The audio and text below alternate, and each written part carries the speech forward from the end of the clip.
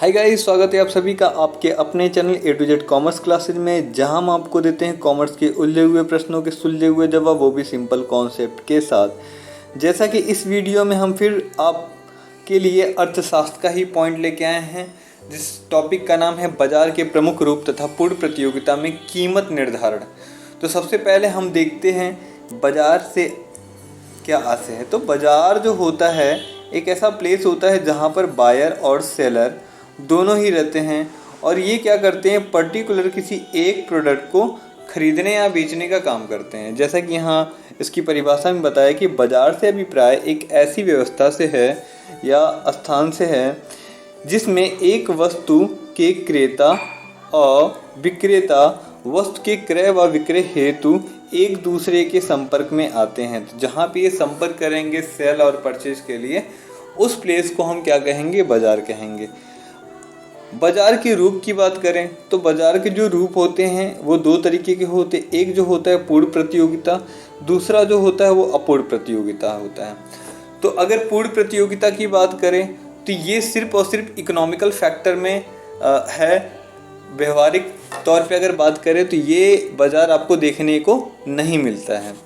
तो आइए इसकी परिभाषा को हम देखते हैं। सबसे पहले पूर्ण प्रतियोगिता को, तो जो बता रहा है कि पूर्ण प्रतियोगिता से अभिप्राय बाजार के उस स्वरूप से है जिसमें वस्तु से विक्रेता अपनी समरूप, मतलब समरूप का मतलब हो गया यहाँ पर ये होमोजीनियस प्रोडक्ट की बात कर रहा है। तो समरूप वस्तुओं को एक समान कीमत पर, कीमत भी यहाँ प्राइस क्या रहेगा देखिएगा, समान रहेगा, बिना किसी प्रतियोगिता के ऐसे क्रेता को बेचते हैं जिन्हें बाजार का पूर्ण ज्ञान होता है। मतलब यहाँ पर पूर्ण प्रतियोगिता में यही है कि जो क्रेता रहेगा उसे बाजार का पूरा ज्ञान होगा। यहाँ पे जो प्रोडक्ट रहेगा वो भी होमोजीनियस समरूप रहेगा। मतलब जैसे कि अगर जस्ट सपोज माना कि अगर सर्फ बिक रहे हैं किसी पर्टिकुलर प्लेस पे, तो वहाँ पे सिर्फ सर्फ ही बिकेगा। कहीं पे अगर कपड़े बिक रहे हैं तो वहाँ पे सिर्फ कपड़े ही बिकेंगे। तो ये इस तरह की इस थ्योरी में ये बताया हुआ है। आगे बता रहा है कि पूर्ण प्रतियोगिता में कीमत स्थिर रहने के कारण औसत व सीमांत संप्राप्ति समान रहता है। जैसा कि आगे बताया हुआ है, इस डायग्राम में आपको देखने को मिलेगा कि यहाँ पर बता रहा है कि AR = MR। तो ये औसत हो गया।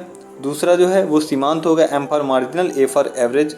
संप्राप्ति समान रहते हैं, अतः इनके वक्र OX अक्ष के समानांतर ही होते हैं। बिल्कुल आपको दिख रहा होगा यहाँ पर कि यहाँ पे जो डायग्राम जो आपका बन रहा है ये बिल्कुल इस तरह बन रहा है। ये आपका रहा OX रहा, इसके बिल्कुल इक्वल में ही जा रहा है। तो इसको आप होमोजीनियस प्रोडक्ट के रूप में देख सकते हैं। आगे देखिएगा, आगे क्या बता रहा है कि पूर्ण प्रतियोगिता में कीमत निर्धारण क्रेता व विक्रेता का जहाँ पे भी समूह है, कीमत निर्धारण द्वारा किया जाता है जो मांग व पूर्ति की शक्तियों से प्रभावित होता है। यहाँ पर जो आपका डिमांड है और प्राइस, इन दोनों से इफेक्टेड होता है। और कोई भी व्यक्तिगत फर्म या उपभोक्ता किसी भी वस्तु की कीमत को या पूर्ति को प्रभावित नहीं कर सकता है। अतः उद्योग कीमत निर्धारक और फर्म जो है कीमत स्वीकार करने वाला होता है। मतलब यहाँ पर जो इंडस्ट्री रहेगा वही क्या करेगा, प्राइस को मेक करेगा इंडस्ट्री, और जो जितने भी फर्में रहेंगी वो सिर्फ और सिर्फ रिसीव का काम करेंगी। तो ये आप पॉइंट अपना व्यू बना करके रखिएगा। और भी इसके कई सारे प्रॉपर्टी हैं, जैसे कि यहाँ पर क्या होता है कि जो क्रेता और विक्रेता होते हैं उनकी संख्या बहुत ज़्यादा होती है। प्रोडक्ट जब भी रहेंगे वो समरूप टाइप के रहेंगे, एक जैसे ही प्रोडक्ट दिखेंगे। स्वतंत्र, यहाँ पर कोई भी फर्म क्या कर सकती है, इंटर कर सकती है आसानी से, और वो वापस भी जा सकती है, एग्जिट भी कर सकती है। यहाँ पर जो क्रेता होते हैं उनको बाजार की पूरी ज्ञान होती है। साधनों की जो पूर्ण गतिशीलता होती है, मतलब आसानी से यहाँ मतलब मोबिलिटी रहती है, आसानी से मिल भी जाता है। परिवहन में कोई लागत नहीं लगता है। तो इस तरह करके कुछ ऐसे की पॉइंट्स हैं जो आपके पूर्ण प्रतियोगिता के लिए यूज़ होते हैं। आगे देखिएगा, अब यहाँ पे अगर हम अपूर्ण प्रतियोगिता को देखते हैं तो यहाँ पर इसके 3 पॉइंट हैं। एक तो हो गया एकाधिकार हो गया आपका, दूसरा है एकाधिकारी प्रतियोगिता, तीसरा है जो अल्पाधिकारी प्रतियोगिता।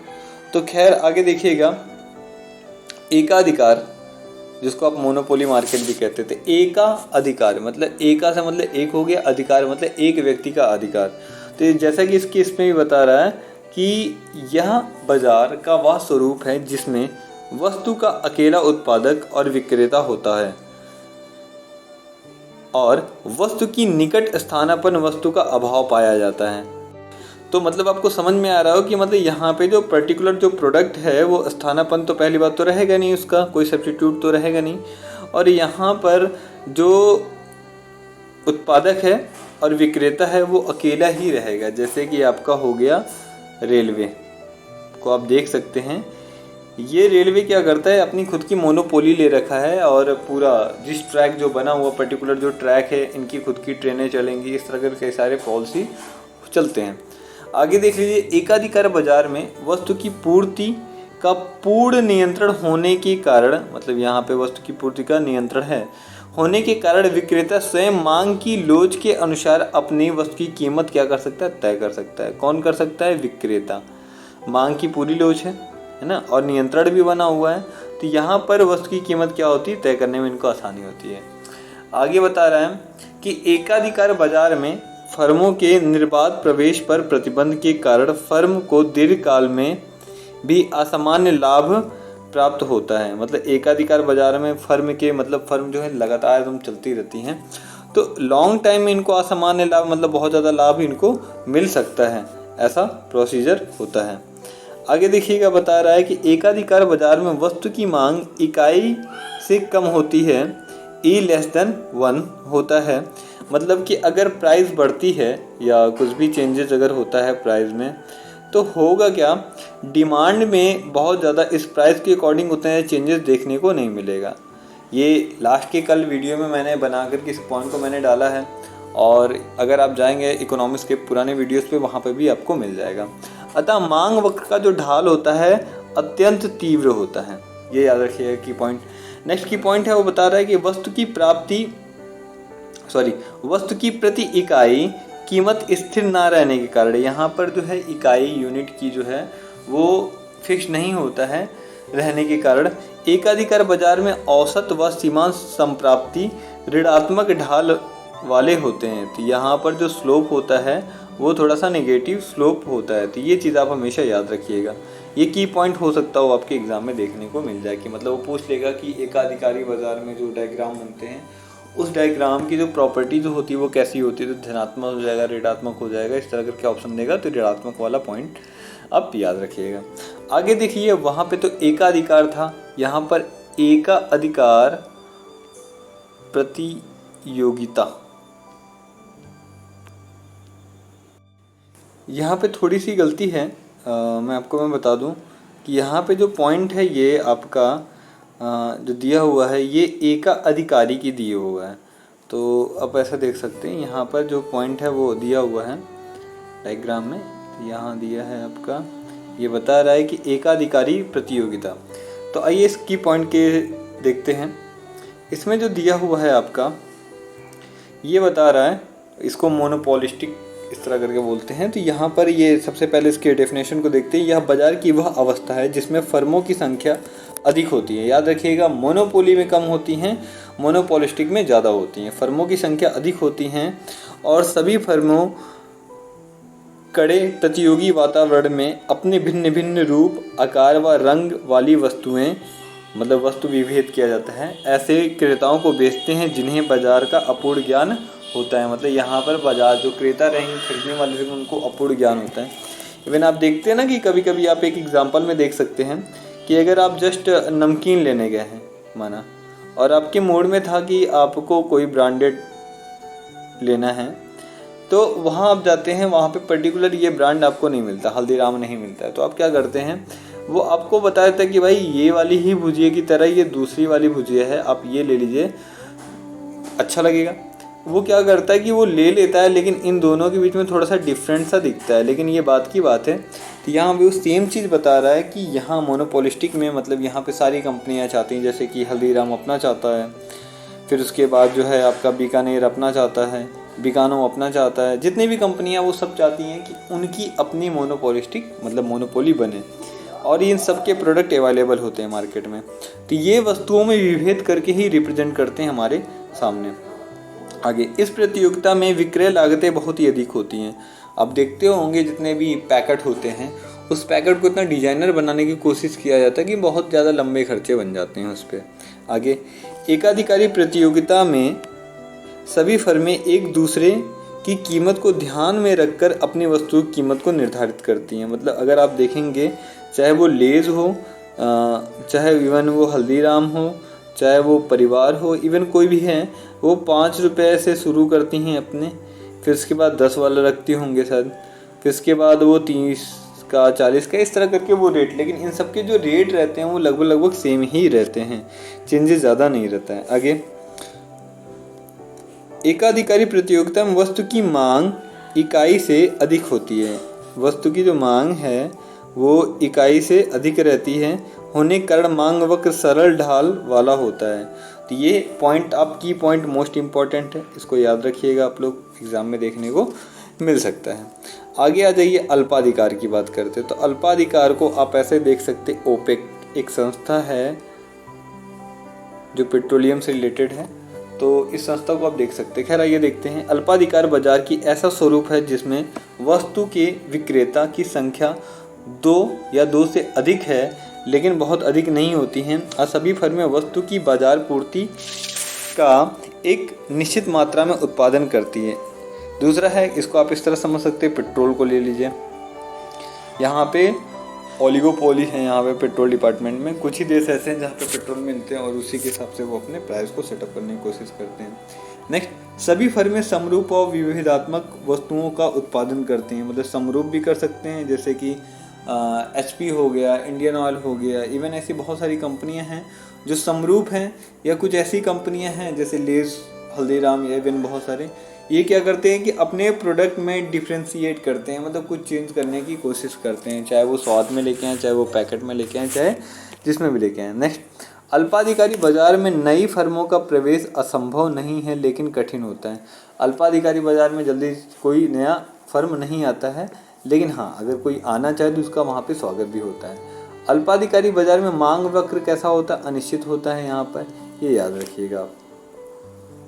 आगे देखिएगा, अल्पाधिकारी बाजार में कीमत निर्धारण हेतु फर्मों में आत्मनिर्भरता होती है। मतलब कि आप देखेंगे जो फर्में रहेंगी वो अपने मन से क्या कर सकती हैं, प्राइस को डिटरमाइन कर सकती हैं। नेक्स्ट, अल्पाधिकार के 2 भागों में वर्गीकृत किया गया है।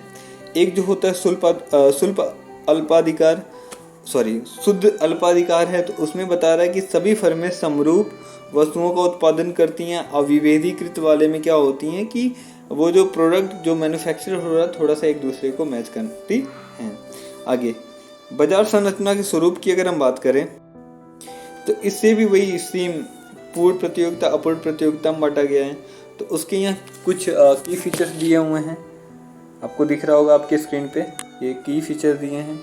इधर जो है अगर आप एक बार ओवरव्यू कर लेते हैं तो आपके जो MCQ के जो एग्ज़ाम है वो यहाँ से अगर क्वेश्चन बनेगा तो 1-2 आप आसानी से कर सकते हैं। तो पहला है, क्रेता विक्रेताओं की अत्यधिक संख्या होती है, समरूप पदार्थ होते हैं, निर्बाध प्रवेश व बहिर्गमन, मतलब कोई भी आसानी से आ और जा सकता है, परिवहन लागत का अभाव होता है, पूर्ण ज्ञान होता है बाजार का, पूर्ण गतिशीलता होती है और उद्योग द्वारा जो है होता है कीमत निर्धारण होता है। याद रखिएगा, उद्योग है, पूर्ण प्रतियोगिता में जो होता है आपका उद्योग से रिलेटेड होता है, कीमत निर्धारण में भी सहायक होता है।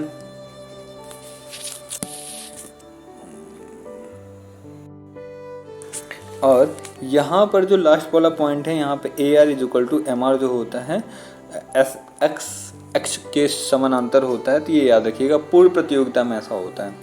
एकाधिकारी में देख लीजिएगा, उसमें बता रहा है कि एक विक्रेता होता है एकाधिकार में, वस्तुओं का स्थानापन्न नहीं होता, नई फर्मों का प्रवेश बहुत ही कठिन होता है, मूल्य विभेदन और कीमत पर बहुत प्रभाव होता है। AR और MR वक्र नीचे की ओर ढालू होते हैं, जैसा सरकार द्वारा डाक व तार की सेवाएं। नेक्स्ट है एकाधिकारिक प्रतियोगिता, तो इसमें फर्मों की संख्या ज़्यादा होती है, जो प्रोडक्ट रहते हैं वो जैसे कि लास्ट वाले में क्या था कि विभेदीकृत भी रहते हैं और साथ में कुछ अलग भी रहते हैं, लेकिन यहाँ पे सिर्फ और सिर्फ विभेदीकृत हैं। निर्बाध प्रदेश विक्रय लागतें होती हैं, कीमत पर कुछ प्रभाव पड़ता है। AR और MR वक्र नीचे की ओर ढालू होता है, ये पॉइंट याद रखिएगा, एग्जाम में पूछ सकते हैं। आगे जो है गला काट प्रतियोगिता, जैसे कि टूथपेस्ट बनाने वाली नमक, किसी का टूथपेस्ट में नमक है, किसी का टूथपेस्ट जो है वो 24 घंटे डिसुम करता है।